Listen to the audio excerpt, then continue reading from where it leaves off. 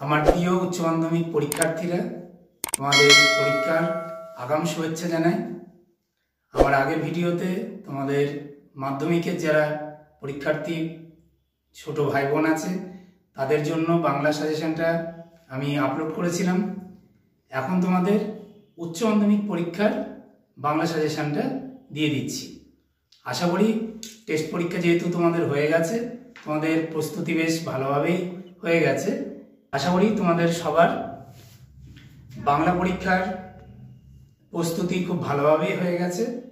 যদিও আর কয়েকদিন সামনে সময় আছে, তবুও আমি আমার উচ্চ মাধ্যমিকের 2024 বাংলা সাজেশন এবছরের জন্য আমি পোস্ট করে দিচ্ছি। তোমরা যা পড়েছ তার সাথে মিলিয়ে নিও। আশা করি তোমরা ব্যর্থ হবে না এই সাজেশন পড়লে। তাহলে এবছর 2024 সালের যে উচ্চ মাধ্যমিক পরীক্ষার বাংলা সাজেশন সেটা তোমরা দেখে নাও। আগের বছর তোমাদের বাংলা গল্প থেকে দুটি প্রশ্ন যে দুটো থেকে এসছে, একটা কে বাঁচায় কে বাঁচে, আর একটা হচ্ছে তোমার ভারতবর্ষ। তো এবছর ভাত থেকে প্রশ্ন তোমাদের আসছে, তার সাথে আমি কে বাঁচায় কে বাঁচে এই দুটি গল্পকে রেখেছি। 2024 সালে উচ্চ মাধ্যমিক পরীক্ষার বাংলা সাজেশনে প্রথম যে বিষয়টি বলবো তোমাদের গল্প। ভাত গল্পটি খুব ভালো করে তোমরা দেখে যাও। যে কয়টি প্রশ্ন দিয়েছি এই কয়টি দেখে নাও। ভাত গল্প থেকে প্রথম প্রশ্ন, ফুটন্ত ভাতের গন্ধ তাকে বড় উতলা করে। এই প্রশ্নটি আরেকভাবেও আসতে পারে, এসব কথা শুনে বুকে বল পায় উৎসব। এই দুটো প্রশ্নই উত্তরটা কাছাকাছি। যদি ফুটন্ত ভাতের গন্ধ তাকে বড় উতলা করে, প্রশ্নটি কাকে বড় উতলা করে এবং এই উতলার কারণ কি, এইভাবে আসতে পারে। আর যদি প্রশ্নটা আসে এই সব কথা শুনে বুকে বল পায় উৎসব, কখন কোন কথা শুনে উৎসব বুকে বল পায়, তার এই অবস্থার কারণ কি, 2+3। দ্বিতীয় প্রশ্ন, আসল বাধাটার খোঁজ করা হয় না আর উৎসবের, কোন বাধাটার কথা বলা হয়েছে, কেন খোঁজ করা হয় না উৎসবের। তৃতীয় যে প্রশ্নটি, দাঁতগুলো বের করে সে কামটের মতোই হিংস্র ভঙ্গি করে, কে কার প্রতি এইরূপ আচরণ করেছিল, তার এই আচরণের কারণ বিশ্লেষণ করো। এটাও 2+3। আগেরটা 1+4 ছিল তোমাদের। 4 নম্বর প্রশ্ন বা চতুর্থ প্রশ্ন, হাতে ভাত ডুবিয়ে দিয়ে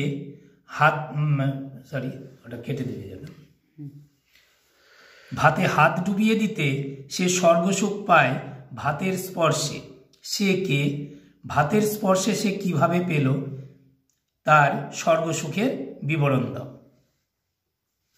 এটার প্রশ্নের মান 1+2+2। পঞ্চম প্রশ্ন, ভাত গল্পের মুখ্য চরিত্র উৎসবের চারিত্রিক বৈশিষ্ট্যগুলি চিহ্নিত করো। কয়েকটি বেশি প্রশ্ন দেওয়া আছে, কারণ এবছর ভাত থেকে প্রশ্ন আসছেই। এছাড়া তোমাদের আরেকটি দিয়ে দেবো, সেটা হচ্ছে কে বাঁচায় কে বাঁচে। আচ্ছা, 6 নম্বর প্রশ্নটা দেখে নাও, এমন দুর্যোগে ভগবানও কাঁথা মুড়ি দিয়ে ঘুমন বোধ করি, কোন দুর্যোগের কথা বলা হয়েছে, দুর্যোগের ফলাফল উল্লেখ করো, বা দুর্যোগ বা সর্বনাশ যদি বলে থাকে তাহলে একই উত্তর লিখবা। 2+3।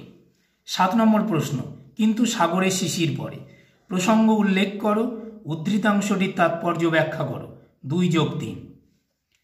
8ম প্রশ্ন, এ গল্প গ্রামের সবাই শুনেছে, কোন গল্প, গল্পের বিবরণ দাও। 9 নম্বর প্রশ্ন, ছোট গল্প হিসাবে ভাত গল্পের সার্থকতা। 10 নম্বর, গরিবের গতরেরা সস্তা দেখে, বক্তাকে এই ধরনের মন্তব্যের কারণ কি, 1+4। দ্বিতীয় যে গল্পটির কথা বলছিলাম, কে বাঁচায় কে বাঁচে, এখান থেকে কয়েকটি দিয়েছি, আমি তা বলে দিচ্ছি কোনগুলো খুব ইম্পর্টেন্ট। নিখিল ভাবছিল বন্ধুকে বুঝিয়ে বলবে, এভাবে দেশের লোককে বাঁচানো যায় না, কোন প্রসঙ্গে বক্তা এই কথা বলেছেন, এই ভাবনার মধ্য দিয়ে নিখিলের চরিত্র বিশ্লেষণ করো। প্রশ্নটা খুব ইম্পর্টেন্ট। দ্বিতীয় প্রশ্ন, মৃত্যুঞ্জয়ের বাড়ির অবস্থা শোচনীয়।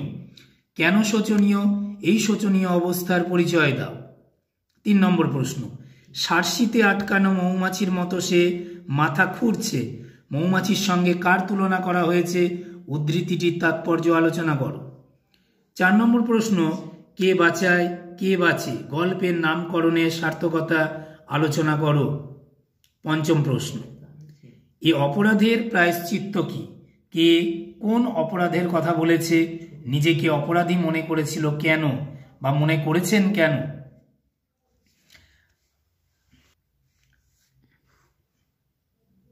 আচ্ছা, আমি যে কটা মনে করছি যে খুব ইম্পর্টেন্ট সেগুলো বলে দিচ্ছি। এছাড়াও তোমাদের শর্টে দিয়ে দেবো ভিডিও, সেইগুলো থেকে তোমরা দেখে নিতে পারবে। পেজগুলোকে আমি দিয়ে দেবো, সেখান থেকে প্রশ্ন যা দেওয়া আছে করে যেতে পারো। সাজেশানে দেওয়া অতিরিক্ত কিছু প্রশ্ন আছে যেগুলি তোমরা দেখে যেতেও পারো, তবে সেগুলো শর্ট ভিডিও আকারে দিয়ে দেওয়া হবে, সেগুলো তখন তোমরা দেখে নিতে পারবে।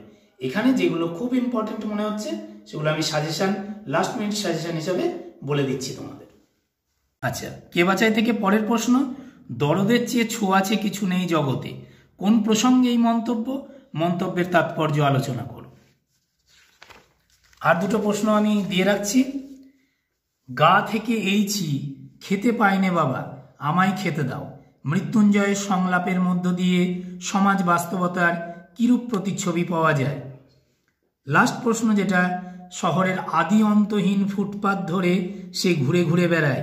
এই মন্তব্যের আলোকে মৃত্যুঞ্জয় চরিত্রটি বিশ্লেষণ করো। 2023 সালে তোমাদের উচ্চ মাধ্যমিক পরীক্ষার বাংলা প্রশ্নে শিকার এবং রূপনারায়ণের কুলে এই দুটি কবিতা থেকে প্রশ্ন ছিল। এবছর অর্থাৎ ওই দুটো বাদ দিয়ে সাজেশন করা হয়েছে। প্রথম মহুয়ার দেশ খুব ইম্পর্টেন্ট, দ্বিতীয় হচ্ছে ক্রন্দনলতা জননীর পাশে। তবুও আমি দেখে দেখে কিছু প্রশ্ন দিয়ে রেখেছি, তোমরা দেখে নিতে পারো। কবিতা থেকে মহুয়ার দেশ প্রথম প্রশ্ন, এবছর আসছেই তোমাদের প্রশ্ন, দেখে নাও। মাঝে মাঝে সন্ধ্যার জলস্রোতে অলস সূর্য দেয় একে। দৃশ্যটির তাৎপর্য বুঝিয়ে দাও। এই দৃশ্যটি কবি মনে কি প্রভাব বিস্তার করে আলোচনা করো। অথবা এই প্রশ্নটাই এভাবে আসতে পারে, গলিত সোনার মতো উজ্জ্বল আলোর স্তম্ভ, আর আগুন লাগে জলের ধূসর ফেনায়। কিসের কথা বলা হয়েছে? এমন পরিস্থিতিতে কবির মনে কোন ভাবনার উদয় হয়? দ্বিতীয় প্রশ্ন, ধোঁয়ার বঙ্কিম নিঃশ্বাস ঘুরে ফিরে ঘরে আসে শীতের দুঃস্বপ্নের মতো। কবিতায় মধ্যবিত্ত নগর জীবনের কোন প্রতিচ্ছবি পাওয়া যায়? অথবা প্রশ্নটা এইভাবে দিতে পারে যে তাৎপর্য ব্যাখ্যা করো। 3 নম্বর প্রশ্ন, অনেক অনেক দূরে আছে মেঘ মদির মহুয়ার দেশ। মহুয়ার দেশের প্রাকৃতিক সৌন্দর্য ও তাৎপর্য বর্ণনা করো। 4 নম্বর প্রশ্ন, আমার ক্লান্তির উপরে ঝরুক মহুয়া ফুল। আমার বলতে কার কথা বলা হয়েছে? এই কামনার কারণ কি? 5 নম্বর প্রশ্ন, ঘুমহীন তাদের চোখে হানা দেয় কিসের ক্লান্ত দুঃস্বপ্ন? অথবা অবসন্ন মানুষের শরীরে দেখি ধুলোর কলঙ্ক। কাদের কথা বলা হয়েছে? তাৎপর্য ব্যাখ্যা করো। এই 5টি প্রশ্ন দেখে যাও, এর মধ্যেই একটি প্রশ্ন আশা করি পেয়ে যাবে। আচ্ছা, এই 5টি প্রশ্নই তোমরা পড়ে যাও মহুয়ার দেশ কবিতা থেকে। আশা করি তোমরা এর মধ্যেই একটা প্রশ্ন পেয়ে যাবে, তোমাদের অতিরিক্ত আর দরকার নেই। তোমাদের দ্বিতীয় যে প্রশ্ন কবিতা বলছিলাম, ক্রন্দনলতা জননীর পাশে। 1 নম্বর প্রশ্ন, ক্রন্দনলতা জননীর পাশে। জননী ক্রন্দনলতা কেন? কবি কিভাবে তার পাশে দাঁড়াতে চেয়েছেন? দ্বিতীয় প্রশ্ন, আমি তা পারি না, কে কি পারেন না? না পারার বেদনা কিভাবে কবিকে আলোড়িত করেছে তা কবিতাটি অবলম্বনে লেখো।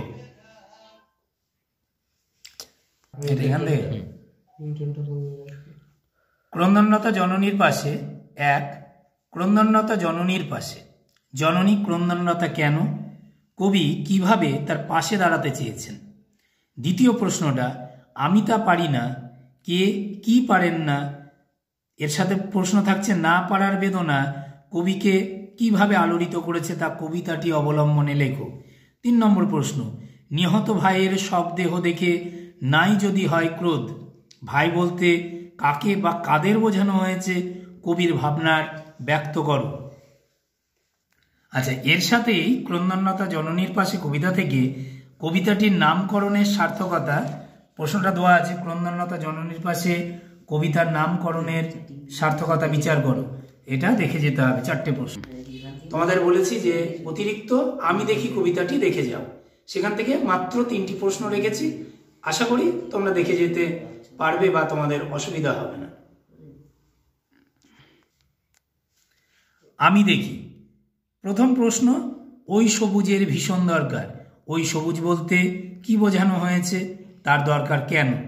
দ্বিতীয় প্রশ্ন, শহরের অসুখ হা করে কেবল সবুজ খায়। শহরের অসুখ বলতে কি বোঝানো হয়েছে, শহর কি করে সবুজ খায়? তৃতীয় প্রশ্ন, কবিতায় কবির মূল বক্তব্য কি ছিল? নাটক থেকে তোমাদের যেহেতু একটি পড়লেই হবে, যে কোনো দুটো নাটক অর্থাৎ বিভাব এবং নানা রঙের দিন, দুটো থেকেই একটি করে প্রশ্ন দেবে, যে কোনো একটি প্রশ্নের উত্তর লিখতে হবে, একটি নাটক থেকে প্রশ্নের উত্তর লিখতে হবে। সেক্ষেত্রে আমি দুটো থেকেই 5টা দিয়েছি। অনেকেই বলেন যে স্যার নানা রঙের দিনটা সোজা, সেখানেও 5টা দেওয়া আছে। তোমাদের যার যেটা ভালো লাগবে সেই নাটক একটাও পড়ে যেতে পারো, যা বা কেউ যদি পারো দুটো নাটকও দেখে যেতে পারো। তা প্রথম বিভাব নাটক থেকে বলছি। তোমাদের যেহেতু নাটক থেকে দুটো নাটক থেকে 2টি প্রশ্ন আসে, যে কোনো একটি অ্যাটেন্ড করতে হয়, সেক্ষেত্রে বলবো যে একটি নাটক যদি ভালো করে পড়ো, সাজেশনে দেওয়া 5টি করে প্রশ্ন আছে দুটো নাটক থেকে, যে কোনো একটি নাটককে তোমরা যদি কেন্দ্র করে যে কটা প্রশ্ন দেওয়া আছে তোমাদের যদি ভালো করে দেখে যাও, আশা করি তোমরা বিফল হবা না বা তোমাদের আশাহত হওয়ার কোনো জায়গা নেই। সেখান থেকে প্রথম বিভাব নাটক থেকে আমি বলছি, দেখে নাও। বিভাব নাটক থেকে প্রথম প্রশ্ন,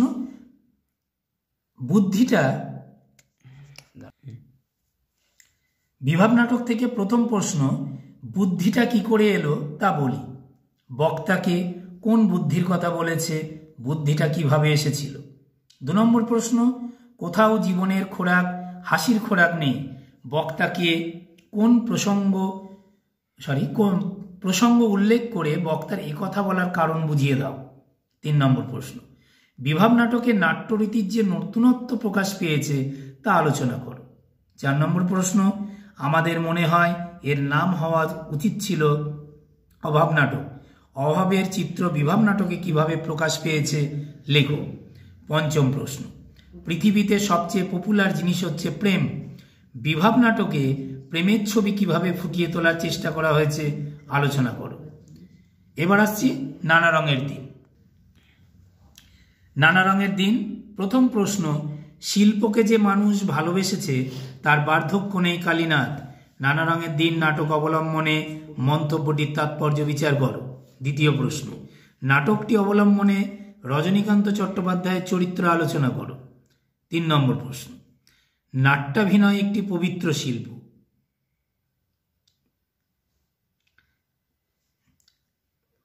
তারা সব গাধা। আবার অন্যত্র বলেছেন, শিল্পকে যে মানুষ ভালোবেসেছে তার বার্ধক্য নেই, একাকিত্ব নেই। এই দুরকম উপলব্ধির কার এবং এর কারণ কি? এই প্রশ্নটা ভালো করে করে যাও। 3 নম্বর প্রশ্ন হলো 4, আমার দিন ফুরিয়েছে, কে কোন প্রসঙ্গে এই উক্তি করেছেন, বক্তার এই উপলব্ধির কারণ ব্যাখ্যা করো। 5 নম্বর প্রশ্ন, কিন্তু যা গেল সে কি আর ফিরবে, বক্তাকে কি ফিরে না আসার জন্য তার আক্ষেপ, সে আক্ষেপ কিভাবে প্রকাশ পেয়েছে। এই ছিল তোমাদের নাটক থেকে প্রশ্ন। আন্তর্জাতিক কবিতা ও ভারতীয় গল্প, এখান থেকেও তোমাদের দুটি, একটা গল্প আর একটা হচ্ছে কবিতা, দুটো থেকে দুটো প্রশ্ন আসবে, যে কোনো একটা অ্যাটেন্ড করলেই পাবে। সেক্ষেত্রে প্রথম যেটা আছে আন্তর্জাতিক কবিতা, পড়তে জানে এমন এক মজুরের প্রশ্ন। সেখান থেকে মাত্র 4টি কোশ্চেন রেখেছি। প্রথম প্রশ্ন, সেই সন্ধ্যায় কোথায় গেল রাজমিস্ত্রিরা? রাজমিস্ত্রিরা কি নির্মাণ করেছিল? এই প্রশ্নের মাধ্যমে লেখক কি বলতে চেয়েছেন? দ্বিতীয় প্রশ্ন, পাতায় পাতায় জয়োৎসবের ভোজ বানাতো কারা? জয়োৎসবের ভোজ কথার অর্থ কি? পাতায় পাতায় কাদের জয় লেখা? জয়োৎসবের ভোজ যারা বানাতো তাদের প্রতি কবির কোন ধরনের বা কি মনোভাব প্রকাশ পেয়েছে? 3 নম্বর প্রশ্ন, ভারত জয় করেছিল তরুণ আলেকজান্ডার একলাই নাকি? আলেকজান্ডার কে ছিলেন? এই প্রশ্নের মাধ্যমে বক্তা কি বলতে চেয়েছেন? 4 নম্বর প্রশ্ন, আলোচ্য কবিতায় কথকের মূল বক্তব্য পরিস্ফুট করো। তোমাদের এরপর অলৌকিক থেকে মাত্র 5টি প্রশ্নই রেখেছি, সেই 5টা প্রশ্ন দেখে যাও, আশা করি এর মধ্যেই তোমরা পেয়ে যাবে। প্রথম প্রশ্ন, গুরু নানকের হাতের ছাপ ওতে আজও লেগে রয়েছে, কোথায় লেগে আছে? এই প্রসঙ্গে বর্ণিত ঘটনাটি উল্লেখ করো। দ্বিতীয় প্রশ্ন, গল্পটা আমাদের স্কুলে শোনানো হলো, গল্পটা কি? স্কুলে গল্পটা শুনে লেখকের কি প্রতিক্রিয়া হয়েছিল? 3 নম্বর প্রশ্ন, পাঞ্জা সাহেবে পৌঁছে এক আশ্চর্য ঘটনার কথা জানতে পারি, প্রশ্নটা হচ্ছে আশ্চর্য ঘটনাটির বর্ণনা দাও। 4 নম্বর প্রশ্ন, ঠিক হলো ট্রেনটা থামানো হবে, কোন ট্রেনের কথা বলা হয়েছে, সেটা কিভাবে থামানো হয়েছিল? 5ম প্রশ্ন, চোখের জলটা তাদের জন্য, চোখের জল কে কাদের উৎসর্গ করেছিলেন, কথাটির অর্থ বুঝিয়ে দাও। আমার বাংলা বইটা থেকে তোমাদের আগের বছর প্রশ্ন এসেছিল কলের কলকাতা ও ছাতির বদলে হাতি, অতএব এবছর ওই দুটো গল্প বাদ দিয়ে বাকি যে 3টি রয়েছে সেই 3টি খুব ভালো করে পড়ো। তার মধ্যে প্রধান হচ্ছে মেঘের গায়ে জেলখানা, আর দ্বিতীয় হচ্ছে হাত বাড়াও। আমার মনে হচ্ছে তবুও তোমরা গাঢ় পাহাড়ের নিচে দেখে যেতে পারো, দেওয়া আছে সাজেশনে, আমি বলে দিচ্ছি প্রশ্নগুলো একটু দেখে নাও। গাঢ় পাহাড়ের নিচে প্রথম প্রশ্ন 1 হচ্ছে, যেন রাবণের চিতা জ্বলছে তো জ্বলছে, কাকে কেন রাবণের চিতার সঙ্গে তুলনা করা হয়েছে, এভাবে আগুন জ্বালানোর কারণ কি? দ্বিতীয় প্রশ্ন, গাঢ় পাহাড়ের নিচে যারা বসবাস করে তাদের পরিচয় দাও। 3 নম্বর প্রশ্ন, হাতি বেগার আর চলল না, হাতি বেগার আইন কি, তা না চলার কারণ কি? অথবা এই ধরনের প্রশ্নটা হতে পারে, প্রজারা বিদ্রোহী হয়ে উঠল, প্রজারা কেন বিদ্রোহী হয়েছিল বা বিদ্রোহের কারণ কি? 4 নম্বর অর্থাৎ লাস্ট প্রশ্ন, বছরের শেষে উত্তরের আকাশটা জ্বলে ওঠার কারণ ব্যাখ্যা করো। পরের যে গল্প থেকে তোমাদের প্রশ্ন দিচ্ছি সেটা হচ্ছে মেঘের গায়ে জেলখানা।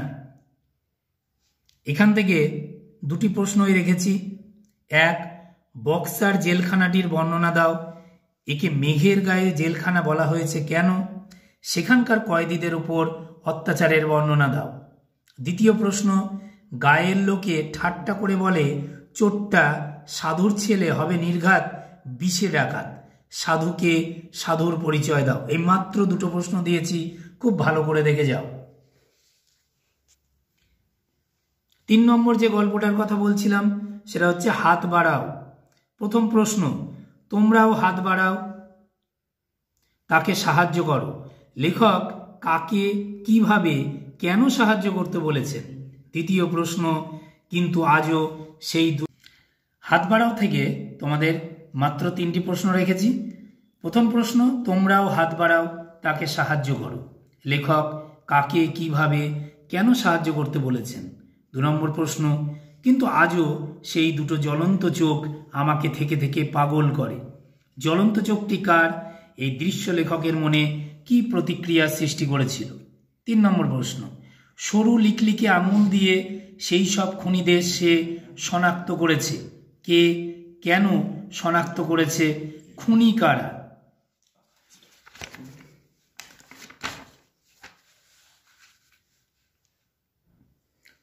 ভাষার ইতিহাস থেকে তোমাদের 3টি অংশের প্রশ্ন রেখেছি। প্রথম যে অংশ সেটা ধ্বনিতত্ত্ব। ধ্বনিতত্ত্ব থেকে একটি প্রশ্ন পড়ো, উদাহরণ সহ গুচ্ছধ্বনি ও যুক্তধ্বনির পরিচয় দাও। রূপতত্ত্ব থেকে 2টি প্রশ্ন রেখেছি, রূপমূল বা রূপিম কি, উদাহরণ সহ শ্রেণীবিভাগ করে আলোচনা করো। আর একটা এখান থেকে খুব ইম্পর্টেন্ট এবছরের জন্য যদি বলি 2টো পড়লে একটা আসবে, তার মধ্যে এই একটা প্রত্যয় কাকে বলে, প্রত্যয় কয় প্রকার ও কি কি, প্রত্যেক ভাগের উদাহরণ সহ সংজ্ঞা দাও। বাক্যতত্ত্ব থেকে তোমাদের একটা মাত্র প্রশ্ন রেখেছি, প্রশ্নটি খুব ভালো করে দেখে যেও, এবছর আসার জন্য উপযুক্ত। গঠনগত দিক থেকে বাক্য কয় প্রকার ও কি কি, প্রত্যেক ভাগের উদাহরণ দাও, অথবা যে কোনো এক প্রকার উদাহরণ সহ বাক্যের ভাগের পরিচয় দিতে পারে তোমাদের কাছে। আচ্ছা, তোমাদের বাংলা শিল্প সাহিত্য সংস্কৃতির ইতিহাস, সেখান থেকে এবছর যেটা মোস্ট ইম্পর্টেন্ট প্রথমেই বলে রাখবো, বাঙালির বিজ্ঞান চর্চার ইতিহাস। সেখান থেকে নামগুলো বলে দিচ্ছি, হয়তো একটু সমস্যা হচ্ছে লেখাগুলো বুঝতে। বাঙালির বিজ্ঞান চর্চার ইতিহাসে প্রফুল্লচন্দ্র রায়, জগদীশচন্দ্র বসু, নীলরতন সরকার এবং চিকিৎসা বিজ্ঞানে কাদম্বিনী গাঙ্গুলির অবদান আলোচনা করো। খুব ভালো করে কাদম্বিনী গাঙ্গুলি, প্রফুল্লচন্দ্র, জগদীশচন্দ্র এবং নীলরতন, এই চারটে দেখো একটা পাবেই এবছর। আচ্ছা, এছাড়াও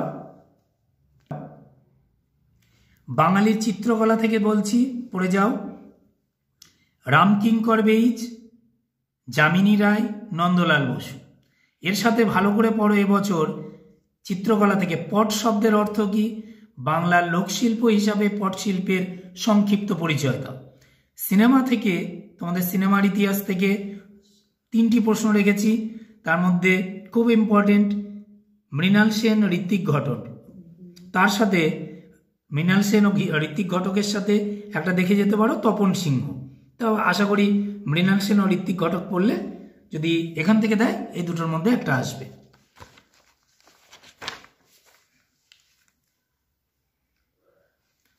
খেলার ইতিহাস থেকে এখানে দুটো দেওয়া আছে, তার মধ্যে প্রথমটা হচ্ছে রামায়ণে বর্ণিত দাবা খেলার স্রষ্টাকে, এই খেলায় বাঙালির সাফল্যের সংক্ষিপ্ত পরিচয় দাও। অথবা ফুটবল খেলার ইতিহাসে বাঙালির সাফল্য কিভাবে ধরা পড়েছে আলোচনা করো। এই হলো তোমাদের বাংলা দুটো বইয়ের যে সাজেশন, সেটা দিলাম।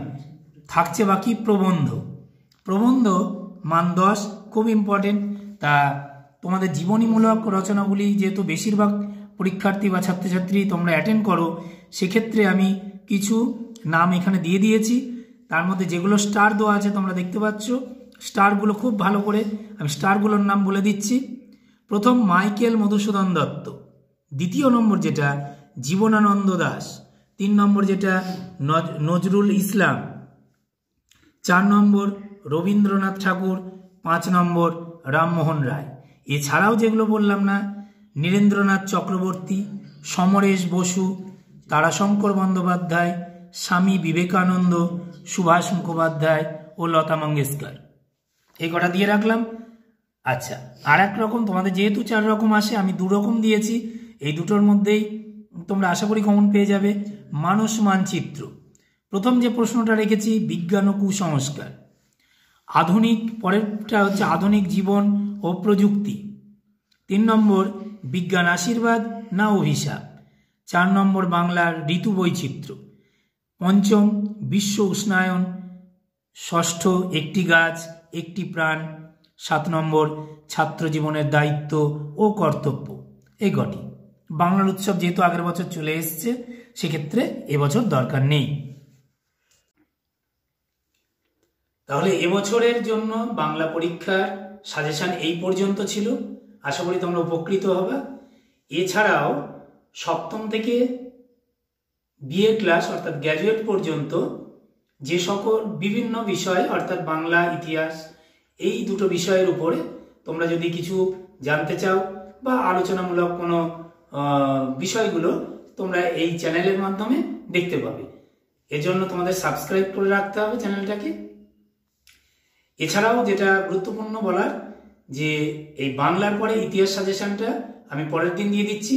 এছাড়া 11 ক্লাস বা একাদশ শ্রেণীর বাংলা ও ইতিহাস সাজেশনটাও এই গ্রুপে, এই জায়গাটা ঠিক করো, এই চ্যানেলে তোমরা পেয়ে যাবে। তার জন্য তোমাদের প্রত্যেককে সাবস্ক্রাইব করে রাখতে হবে।